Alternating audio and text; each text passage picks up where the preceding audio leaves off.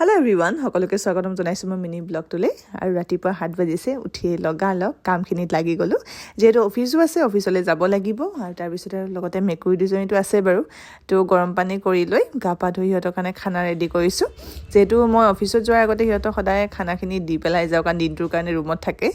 অকলে ঘূৰি থাকে আৰু তো এনেকৈ খানা বহুতে সুধিছিলে মই কি খুৱাও মেকুৰীক মই ঘৰুৱা হিচাপে কিছুমান বনাই খুৱাও চিকেনৰ লগত ৰঙালাও বা গাজৰ দি পেলাই কিন্তু এতিয়া সময় নাছিলে তো সেইটো কাৰণে মই কিছুমান পেকেট আনি থৈ দিওঁ আৰু এইটো সেৱা হয় ব্ৰেণ্ডটো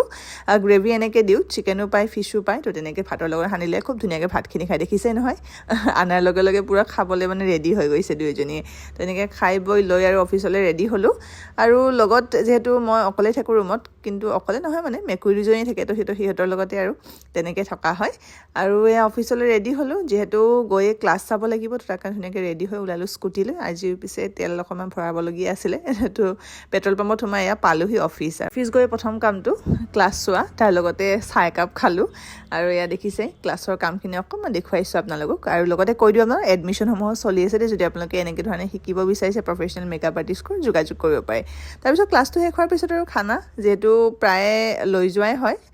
লাঞ্চটো এনেকৈ গোটেইগৰাকী মিলি পেলাই কৰিলোঁ তাৰপিছত আৰু মিলি পেলাই খায়ে কিন্তু ভাল লাগে নহয়নে অকলে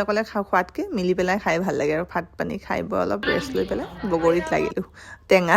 টেঙা খাইনো কোনে বেয়া পায় হয় নে নহয় টেঙা বুলি ক'লেতো আৰু জিভাৰ পানী পৰিয়ে যায় লগালগ আৰু তেনেকৈ সন্ধিয়াও হ'ল কিবা কিবি কাম কৰিলোঁ অফিচিয়েল তেনেকৈ ষ্টুডেণ্টো আহিলে চাহ পানী খাই আৰু একেলগে গোটেইগৰাকী ওলাই আহিলোঁ তো আজিলৈ ইমানেই আছিলে বাই